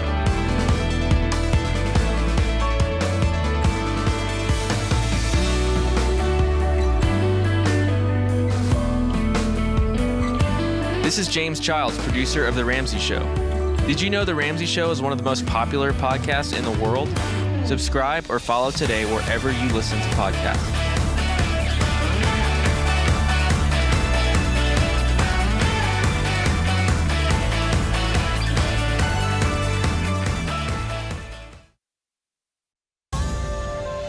This is The Ramsey Show. You can be intentional about your character. You can have money and a career. You are the hero in your story. Live from the headquarters of Ramsey Solutions, broadcasting from the Dollar Car Rental Studios, it's The Ramsey Show, where debt is dumb, cash is king, and the paid-off home mortgage has taken the place of the BMW as the status symbol of choice. I'm Dave Ramsey, your host. Anthony O'Neill, Ramsey personality, #1 best-selling author, and host of The Table, a very popular podcast and YouTube show. You can join him there anytime, and you can join him today here on the air with me. Open phones at 888-825-5225. That's 888-825-5225. Zach is with us in New York City to start off this hour. Hey, Zach, how are you? Hey, Dave, how are you? Better than I deserve. What's up? So I'm currently a college student, and I have a real passion for cars, and I've been doing a lot of research into a business that involves cars. It's an app called Turo. I don't know if you're familiar. It's like this peer-to-peer car rental service, like Airbnb for cars. Mm-hmm. And so I've been thinking a lot about getting a car that I can put up on this app and manage it. Best case, I'll be making money on it, or, even if it doesn't do so well, at least I'll come out of college with a car paid off. Or very worst case, if it's just a total flop, I can sell it for a little bit of a loss. But if it lets me do something with cars and make money off of it, I'm trying to see what you think about that, if that's, something risky that's worth taking, and just to see your thoughts on that. So you're currently in college right now, is that? Yes. How are you paying for college? So my parents are paying most of it. I do have a little bit of student loans. Okay. And will you be taking on more student loans to complete? It's $5,000 in loans per year. Yeah, no. Then right now, you're not buying a car, man. I want you to cash flow the rest of your college experience. I'm like you. I love cars too, man. And it sounds great. The idea sounds great, but it sounds great once you have the cash to actually cash flow that experience. I don't want you putting money into a car and you're steady borrowing money over here to complete your education. So I'm going to say no. Sounds horrible to you, but what I'm also going to tell you, I promise you down the road, if you listen to Dave and I by saying invest into yourself, cash flow the rest of your college experience, get your savings up. Then once you build a solid foundation, then if you want to explore that in the next 2 years after you graduate college, by all means, go try it out. But the key thing in there is pay cash for the car. That's going to be the bottom line. So right. When I was your age, I was as entrepreneurial as you are. You've got a real passion for looking around making money. You not only like cars, you like to work a deal. Yeah. And you like to make the whole process of this system intrigues you. I can hear it. And it intrigues me. I'm with you. I completely understand that. And one of the things I looked at doing when I was in school, and I wasn't able to do it, because I guess God protected me, was I was going to finance a whole bunch of these machines at the market that put air in your car, tire. And you put a quarter or whatever in there, and it turns on the air compressor and puts air in your tire. And I was going to borrow like $10,000 and put these machines everywhere. And, of course, that was going to make me rich. It would have not done that at all. It would have caused me to take my eye off the ball. I would not have graduated from school because I would have been screwing around with freaking air. Yeah. Literally. And so looking back on it, when I look back on it, it really looks silly. But when I had the entrepreneurial froth, when I had the fever, and I was running a fever, and I thought this was going to be my way to wealth, I was all about air machines, and I look back on it, it's almost humorous now. But and that, honestly, what you're talking about doesn't sound that dumb as my idea was. But when you look back on it, it may feel dumb. Yeah. As opposed to what Anthony's saying, use your money on Zach. Yeah. Zach is a better deal. than a trendy app to Airbnb your car that you don't even own yet. Absolutely. And put money in Zach. Yeah. And you'll have plenty of chances to make mistakes with your entrepreneurial zeal later. No, he's right. I've made a living making mistakes. I've made more mistakes than I have done smart things. Yeah. Many, many more. But I've tried to do them in such a way that they did not cause me to take my eye off the ball, and they were not fatal errors when I failed at them. Yeah. And so there's too many things wrong with this story. You're going to go into debt. You're going to go further into debt for school, which you shouldn't be doing. You ought to be working your way around that. You're going to take your eye off the ball. You're going to be worried about this instead of your studies. You're going to be screwing around with this stupid app. And, entrepreneurs, Zach, we all are a little bit ADD. Yeah. Squirrel. Yeah. There's always something getting our attention, and that's what's happening to you here. And it's easy for us to sit over here on the outside looking in and see that, but you're in the middle of it and you got the fever. So please don't do it.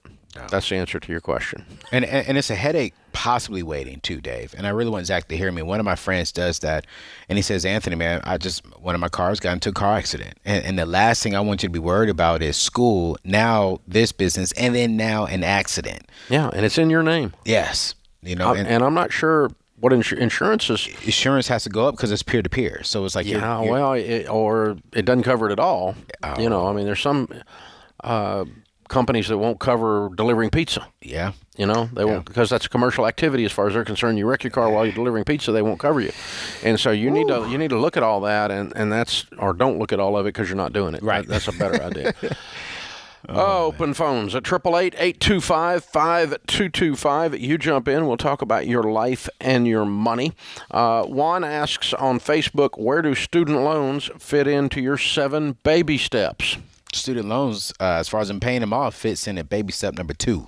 All right. It doesn't matter where they are. Baby step number 2, paying off all your debt using the debt snowball.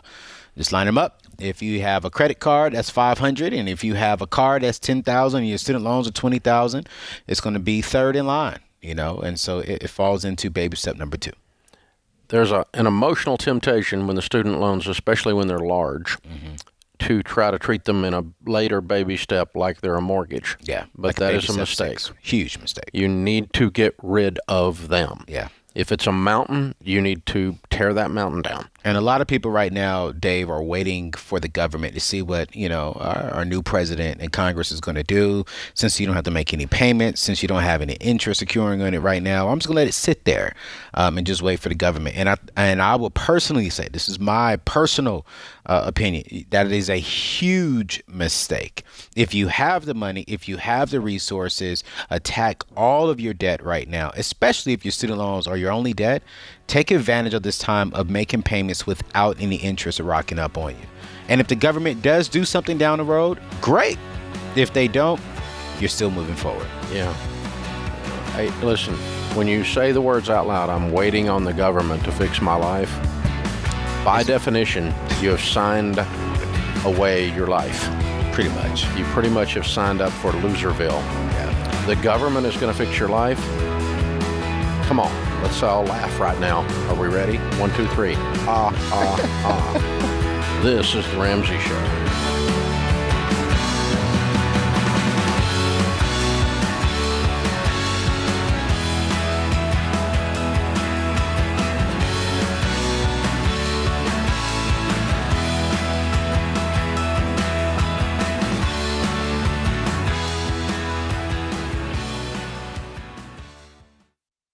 Hey folks, I got a great option to help you pay for your education.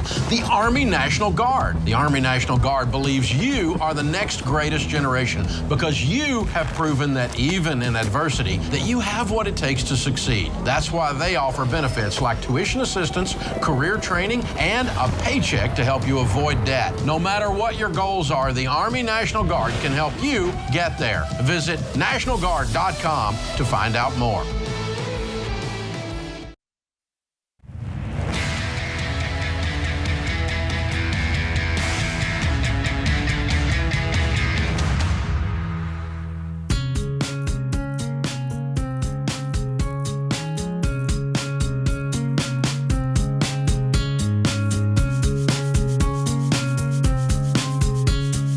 Anthony O'Neill, Ramsey Personality, is my co-host today. Our famous $10 sale is back. You can get the tools and resources you need to make real progress with your money and your life, all for just $10 each. That means saving up to 60% on over 40 best-selling books like The Total Money Makeover, Anthony's book, Debt-Free Degree, both #1 bestsellers, The Proximity Principle, #1 bestseller by Ken Coleman. Of course, Rachel's books, Christy's books, all the books in here, $10 each at the Ramsey Solutions store. Go to RamseySolutions.com/store. And there's more. We got a gift for you. You can also enter to win our Ramsey Cash giveaway. We're giving away $500 cash every week, no purchase necessary, and a grand prize of $5,000 cash. Be sure to go to RamseySolutions.com to be sure you sign up every day for that. Enter daily for chances to win. No purchases necessary. You got to be 18 or older to win. Text CASH to 33789. 33789. Open phones at 888-825-5225. Max is in Boise, Idaho. Hi, Max. How are you? Hey, Dave. I'm doing good. Hi, Anthony. Hey. Very excited to talk to you guys today. You too. What's up? Well, I'm just hoping I could get some advice or counsel from both of you guys regarding a situation in a vacation home that we have, whether or not we should keep it. Maybe downsize the prime home in order to owe nothing on either home, or just sell the vacation home until a later time when we have enough money to buy another one. How much is owed on each? So the vacation home we owe nothing on. The primary residence, and it's about $500,000.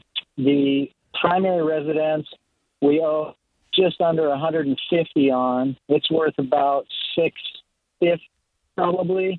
And the reason we owe the 150 on the primary is because we took out an equity loan to finish building the vacation home. I didn't have enough cash to pay for the whole thing. I have refinanced that into a 12-year mortgage, but that's where that loan came from. What's your household income? That's the only debt we have. We make approximately $100,000. I do normally make more than that, but that is based on overtime, so I can count on for sure $100,000. Last year I made $140,000, but that's not guaranteed. Mm-hmm. What other assets do you have?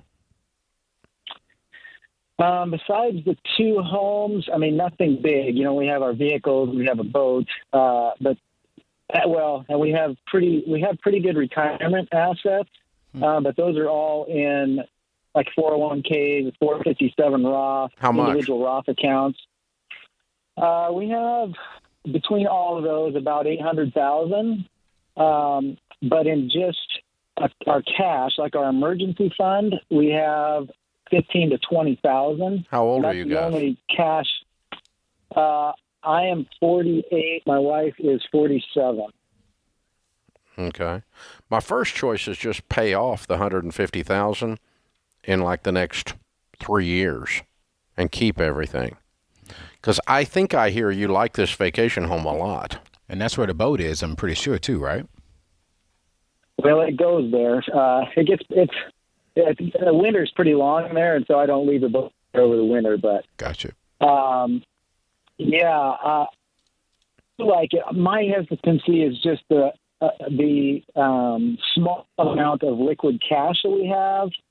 So in the event that my wife breaks down or something like that, I run a very detailed budget, and I just don't feel like there's money in that budget to pay for a new car if I had to, or things like that. And if we didn't have a vacation home, we could go to that town whenever we wanted and just do an Airbnb or something, but then it would free up so much cash that...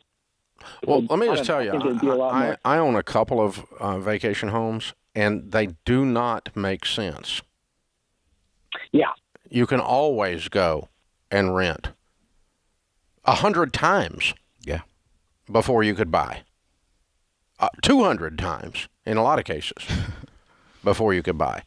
I mean, I rented a house for our whole family in the mountains in the Rockies. It was $13,000 for the week, but it's a $6 million house. And how many times can I do that for $13,000 versus $6 million? I didn't buy that house, by the way, but I rented it. But you know, you just do that math. You can rent that house for the rest of your life, and 2 more lifetimes before you can afford to pay for it. They don't make sense. Vacation homes are toys. Yes. And if the cost of the toy is pinching you, you have too expensive a toy.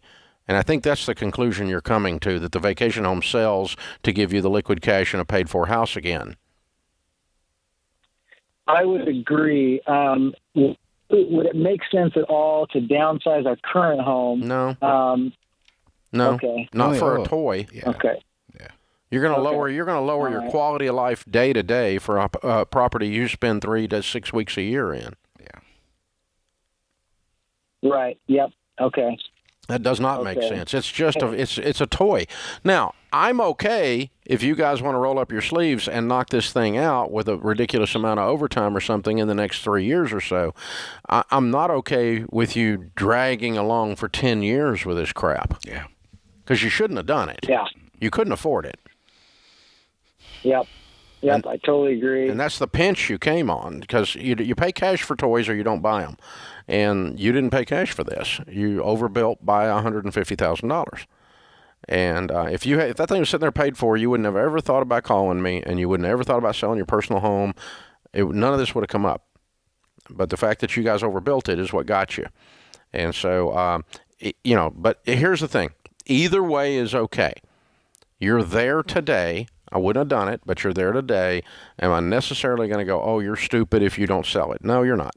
If you want to fight to keep it, and you guys live on beans and rice, and you take that budget of yours apart, and you put it back to a gazelle intensity mindset where we're paying off this stinking house so we can keep it because we love this house. I would fight to keep my lake house. I love my lake house. Yeah. And I would fight to keep it. I mean, I would do... I would sacrifice like crazy if I had backed into it wrong in order to fix the mess, and that's what you'd be doing here. I got you. But you're holding this thing with a pretty open hand, which makes me think you don't really want to fight that hard to keep it. I think you're probably going to sell it and buy something later. And there's nothing wrong with that.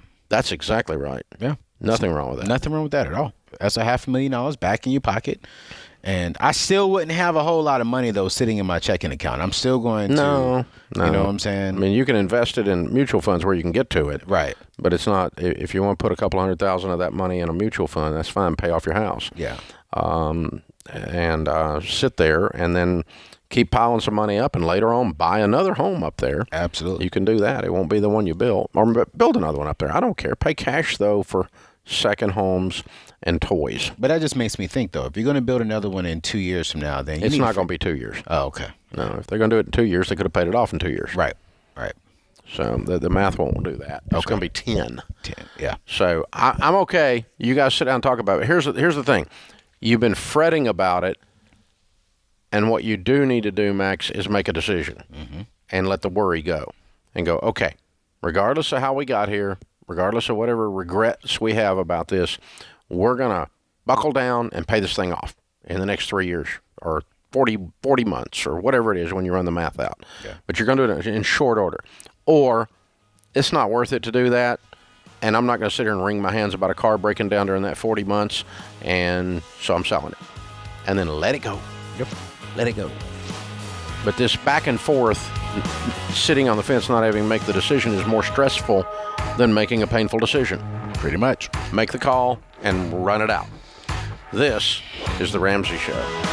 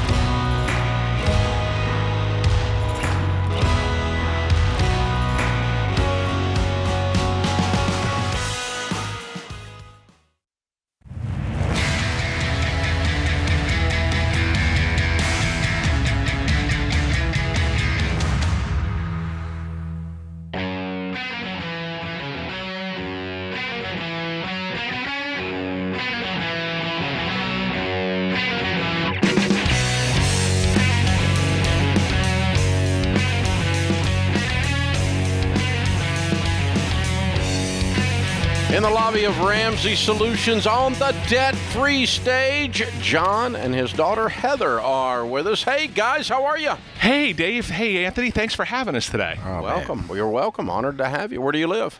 We live in East Hartford, Connecticut. Oh, beautiful town. Very nice. Well, good to have you, brother. Thanks for coming all the way down here to do your debt-free scream. How much have you paid off? We've paid off $33,000 in 19 months. Good for you. And your range of income during that time? $88,000 during that time. I was salary frozen, so I kind of had to become the side hustle king. Okay, that works. Cool. What do you do for a living? I'm a teacher. Oh, good for you. What do you teach? I teach computer science and English at Buckley High School in Hartford, Connecticut. Go Bulldogs. I love it. Wonderful. Very cool. So what kind of debt was your $33,000? 3 personal loans, 2 credit cards, and a car that I financed used. You were normal.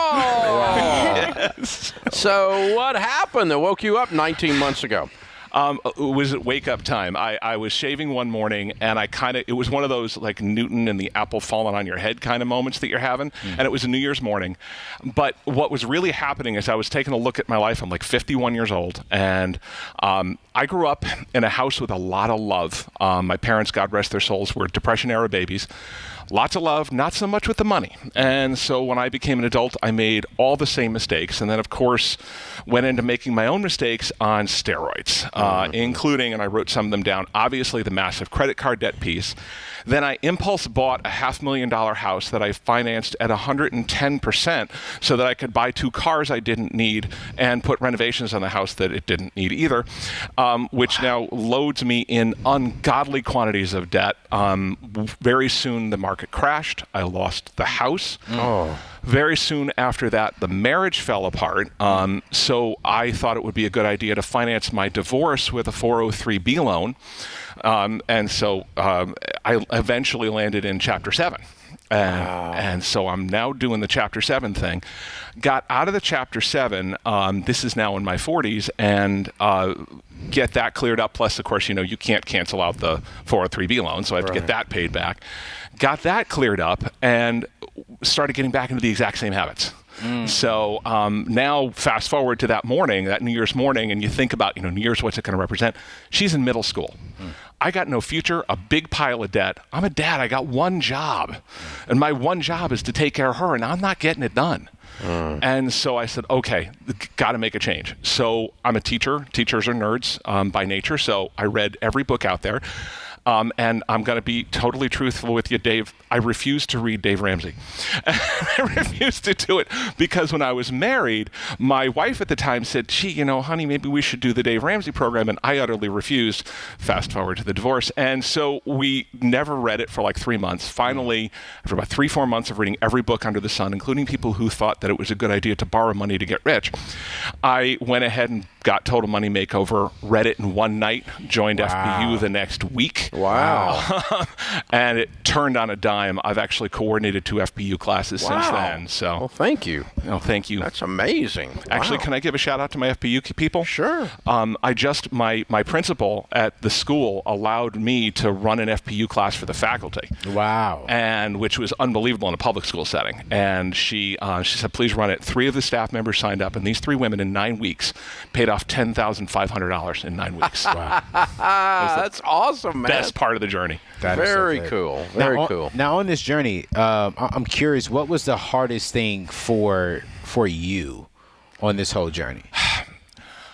Saying no to her, because she's my why, and you're the one who, Anthony, you always say your why's got to make you cry, and she did, right? Wow. And so, but it was saying no, we can't go out for tacos every week like we used to, and we can't do all the fun trips that we used to do, and saying no to vacations, and saying no to, to my girlfriend, saying, hey, we can't do this and that, or I can't, you can do it, but I can't, and all those things that I had to do to make sure that she would be taken care of. Yeah. But it was worth it. I would do it again tomorrow. Wow, cool. How old are you, Heather? I'm 15. 15. So you watched your dad go through this divorce, this bankruptcy, and then took control of his life and changed his life. Very proud of him. You ought to be. You ought to be. That's a good word, and that's a word he lived to hear right there for sure. Very well done. Yeah. So, what lessons do you take away from this whole thing? I'm definitely gonna follow in his footsteps when I'm older. That's good. And I've learned that you can always, take control of your life. Yeah.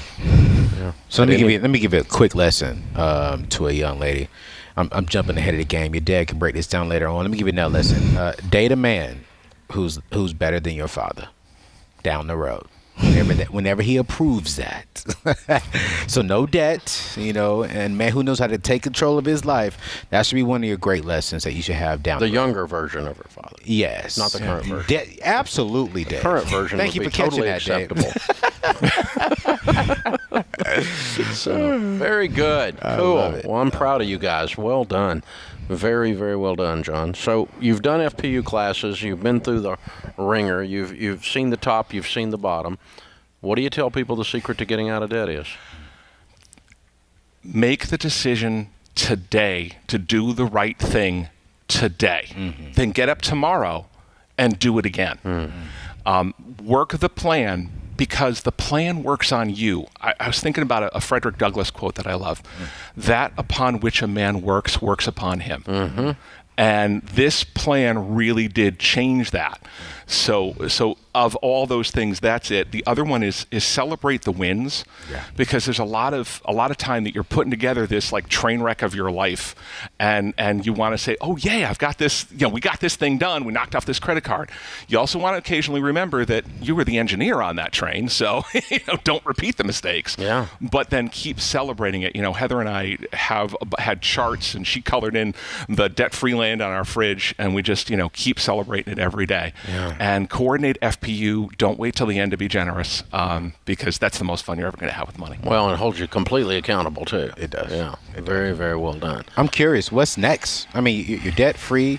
Your daughter watched this journey. Well, what do you do next?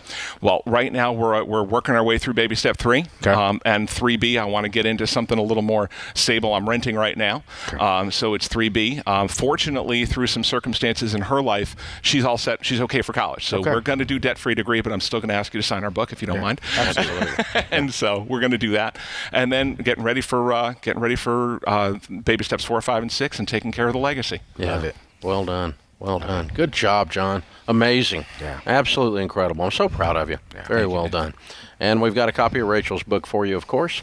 Know Yourself, Know Your Money. So you'll leave here with a whole bunch of autographed books as a part of this trip, and we're honored to celebrate with you and with Heather.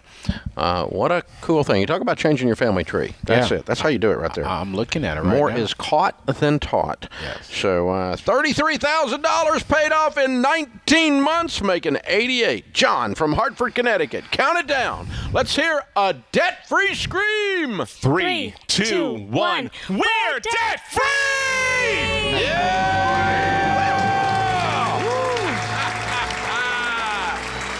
Life is good. You know what, Dave? If your why doesn't make you cry like John's, then you need a deeper why.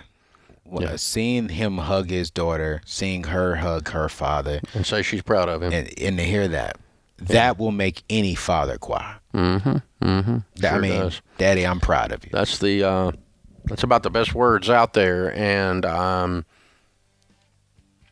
the interesting byproduct of this is that her brain is completely reformed. Absolutely. There's no possibility of her having her doing a normal life and going out there and creating a mess after having walked through this and witnessed it firsthand like this. There's too much going on.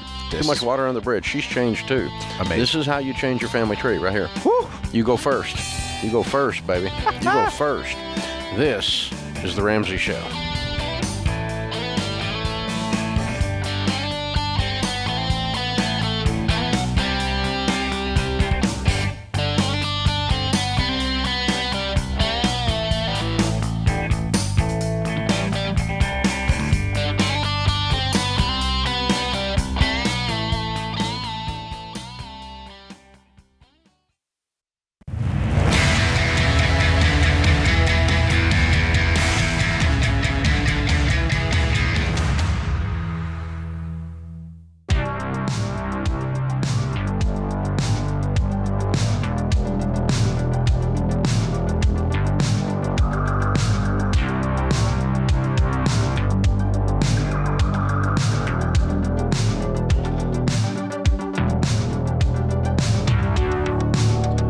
Our scripture of the day, John 15:7. If you abide in me, and my words abide in you, ask whatever you wish, and it will be done for you. Milton Berle says, if opportunity doesn't knock, build a door. There we go. That's it. Drew says in Atlanta, hi, Drew. Welcome to the Ramsey Show. Hey, Dave. How's it going? Better than I deserve. How can we help? So basically, I was just wondering what the best way to allocate my current income is in terms of investing. You know, I'm investing in a 401k, building up my checking account amount, but I also have $550,000 in a brokerage account as a result of some good investing from an inheritance over the last about 14 years. So I just want to know if I'm doing the right things, putting my money towards the best investment possibilities right now. Okay, so you inherited $550,000? I inherited about 280 back in 2007, so it's just built up. And you've had it invested in what? Mutual funds and stocks, about 75 mutual funds and or 75%, and then the rest in stocks. Okay. And how old are you? 24. Okay, good. Well, I don't play single stocks. There's too much risk for me. And I buy two things for investing. And I don't recommend people do things that I don't do. That would be hypocritical. And so I buy real estate that I pay cash for as an investment. In other words, income producing real estate. And I buy mutual funds. Single stocks, more than 10% of your portfolio in single stocks is too much risk for me. Because I don't like losing money, and the numbers on playing single stocks are not that good for the individual. Yeah. So if I woke up in your shoes, I would move that money into good mutual funds with a good SmartVestor Pro, and I wouldn't use a brokerage account. And I think you'll end up doing better in the long haul. It'll be a lot more boring, but boring is good as far as I'm concerned. Exciting means there's a chance I'm about to lose some money, and I don't like exciting. So, that's what I would do with that money. And then, what do you make a year? $60,000. Okay. And what I would do is just go about living my life as if that money isn't there. And it sounds like that's what you've done so far. Absolutely. Yes. Yeah. And are you married? Do you own a home or anything like that? No, none of that. Okay. Well, I would make sure you had no debt and that you're putting 15% of your income away for retirement and that you're growing your career and that you're living intentionally on a budget. Now, I would use some of that $550 out of those mutual funds to pay cash for my first house when you're married and get ready to do that, or when you just decide you're going to buy a house. And there's no rush in that. You're 24. If you didn't buy a house for 2 or 3 more years, it wouldn't be that big a deal. Yeah. And so, let that money grow and sit there, and you're paying cash for everything. If you can learn to live as if that money's not there, except for the fact you pay cash for a house later, that's going to cause you that's going to take this pile of money and make it tens of millions. Yeah. Because you got 40 plus years for this money to parlay. And if you're invested in good mutual funds and making 10% or so, that money's going to double about every 7 years. Yeah. And so 7 years from today, when you are 31 years old, you'd have $1.1 million. Yeah. 7 years later, when you're 38, you would have $2.2 million. 7 years later, when you're 45, you'd have $4.4 million.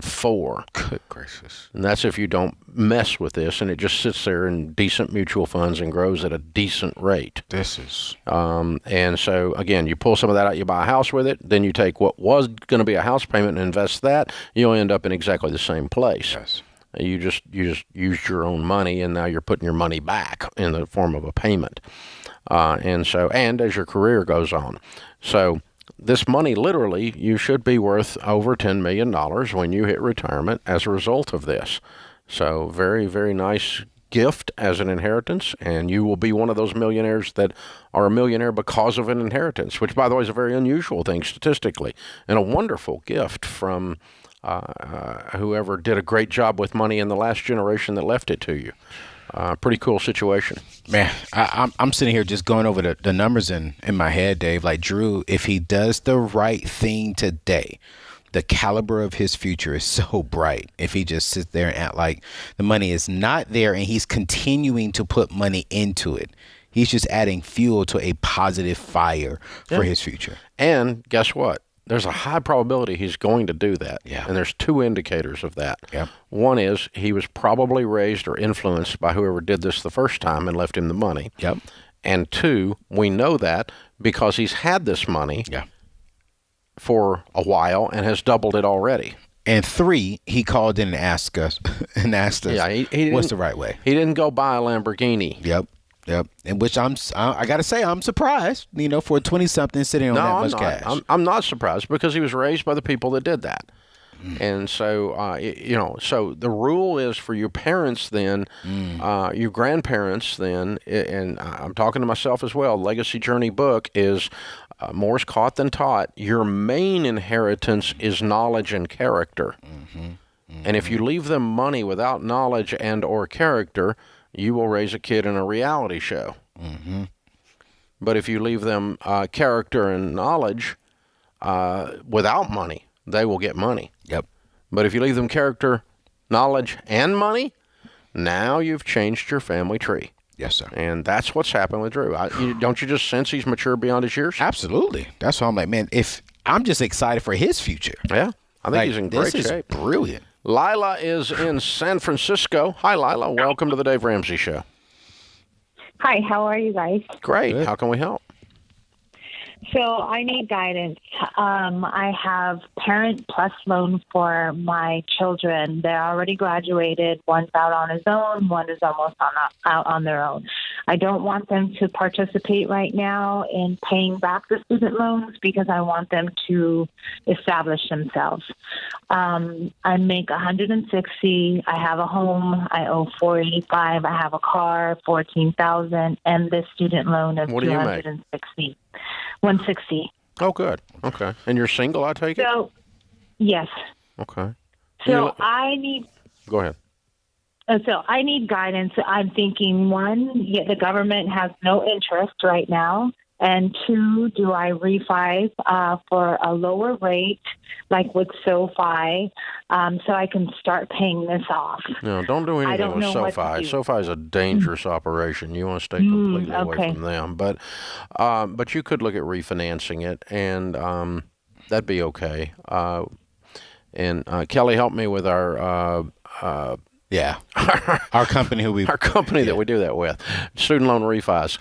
Splash Financial. I'm sorry, my brain just locked up. I should know this. What is it? Splash Financial. But here's the thing, Lila. You're not going to get out refinancing. Refinancing is only going to help you 1% of the problem. 99% of the problem is you're going to have to live on nothing and beans and rice and clean this mess up. A scorched earth, no life. Yes. And clean this mess up. So how much Parent Plus loans is there again? It's $260. $260,000 for one? Yes. Whoa. For two. Not a good decision. They're first generation. That would be less than an understatement. Oh, my gosh. Yes. I'm so sorry. Okay. Well, let's do it anyway. And $14,000 on the car. So we're going to list our debts, smallest to largest. Yes, refinancing this is going to be important because of the mammoth amount it is. Yeah. And getting the cheapest possible rate. But kiddo, I mean, you're gonna like living on $60,000, throwing 100 at this, and it's going to take you 4 years. Oh, great. But I mean, you're living on nothing. You understand? I just took your life. No, I didn't take it away. Yeah. You took it away when you made this decision. Yeah. But I just took your life away to get this mess cleaned up. I was trying. The further you sacrifice, the faster you get out. Yeah. Splash Financial. Look them up. I just looked them up. Their rates are pretty low. Wow.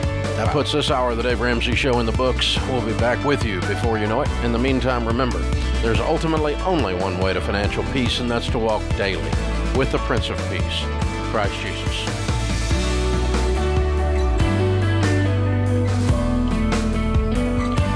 Have a friend or family member that needs a daily dose of Ramsey advice in their life? Let them know about the Ramsey Call of the Day podcast. It's a quick hit of advice about life and money in under 10 minutes. Check out the Ramsey Call of the Day podcast wherever you listen to podcasts.